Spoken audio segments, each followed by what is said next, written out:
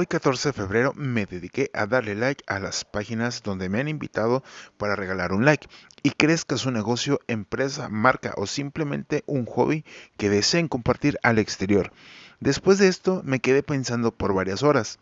Me propuse hacer un videíto como este de cómo celebran mis amigos en Facebook y algunas otras plataformas a través de sus historias. La plataforma comercial de Facebook o Instagram, TikTok que comparten en sus historias a través de Facebook. Haciendo este unboxing dedicado a muchas pasiones como el supertazón número 56, el convivir con la familia y echar unos botes de cheve, carnita asada con los cuates y la familia y celebrar el Día del Amante que todos debemos tener en nuestra pareja el día 13 de febrero. ¿Qué viene siendo esto? Pues bueno, nuestra pareja es como decirle, mi amor, eres mi pareja, mi esposa, mi novia, mi amante y mi osita pu.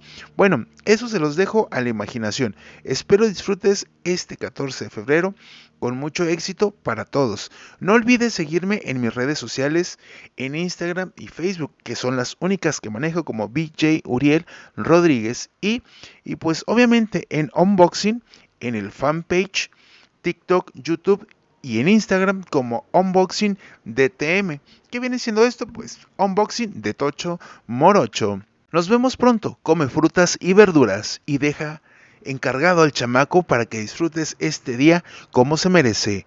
Cuídate, nos vemos en el siguiente episodio.